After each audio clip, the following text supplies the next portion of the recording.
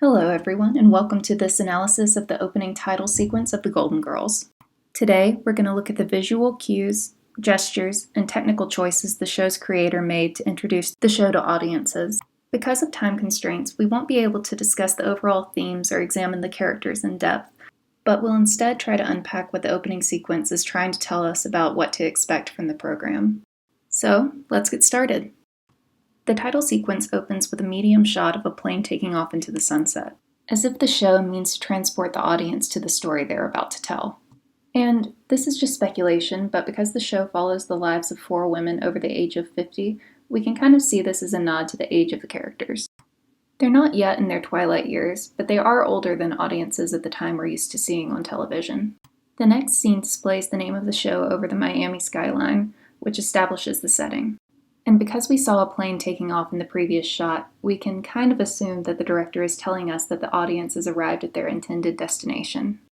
The next scene cuts to 3 of the main characters in the show in an embrace.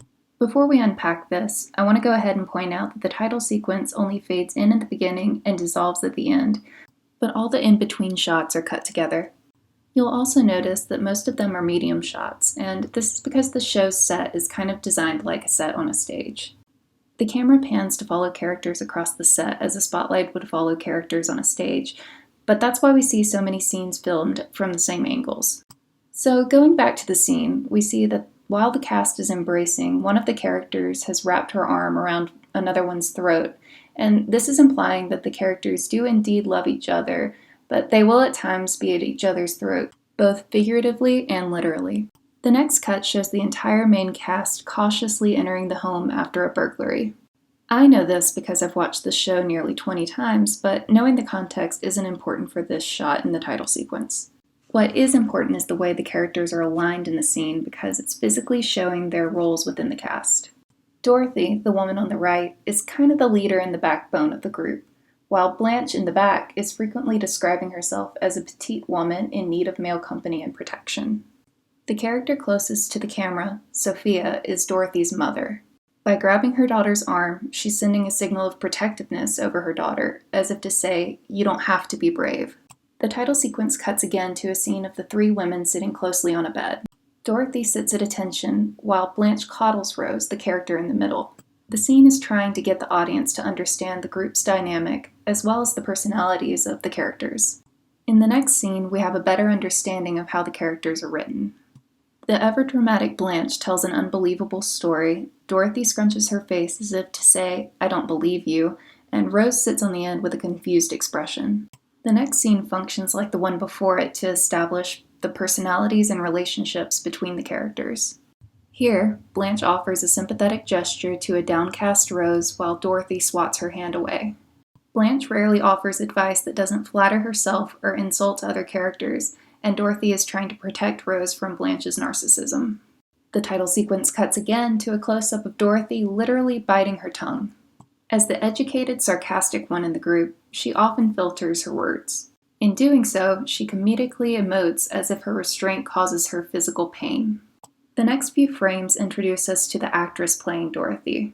In the shot, Arthur shakes her head in disapproval, yet again giving the audience a taste of her personality and her role within the group.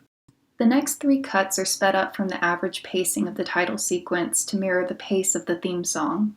Here, Dorothy has a strong reaction to something stupid Rose said, while Rose shrinks with embarrassment. The next quick cut goes back to a previously used scene in which Dorothy wraps her arm around Rose's neck to prevent her from speaking. This shows us again that arguments are a part of the relationship between the characters. Then we quick cut again to a wider medium shot of the set where Dorothy squeezes Blanche's hand to stop her from speaking. And as I pointed out before, the whole show is mostly shot in this medium shot, as if the events were unfolding like a play.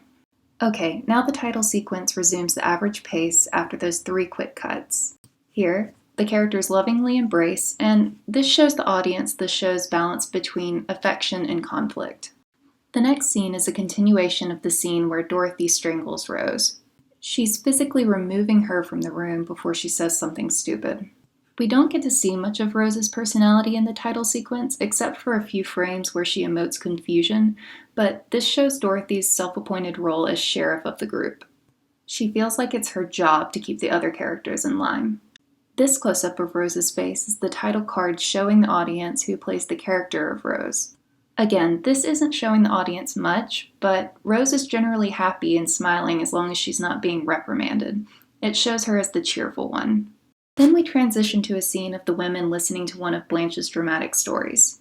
Dorothy looks at her with skepticism, Rose looks confused, and Blanche flails her arms in a dramatic fashion. Notice the way they're sitting on the couch, though. They're sitting closely together. There's plenty of room on the couch. This is showing us that despite the women's differences, they still love each other. We cut again to a scene where Dorothy and Blanche are standing in a hallway in sleepwear, presumably in the middle of the night. We get to see more of Blanche's personality here.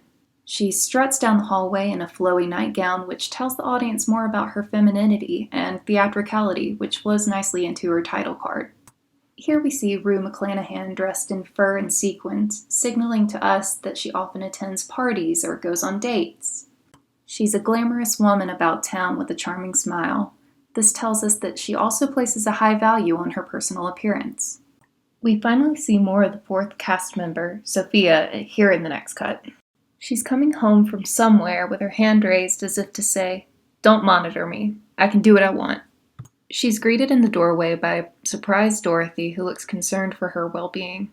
This not only shows the relationship the two of them have, but it also shows us that despite Sophia being the oldest member of the group, she has a lively social life and an adventurous spirit. Again, the title card for Sophia's actress doesn't tell us much about her character, but what we do see is interesting. This woman in her 80s is energetically telling a story, and we can see her hands moving in and out of frame ever so slightly. This is a common gesture for Sophia when she tells a story, and it points to her Sicilian heritage.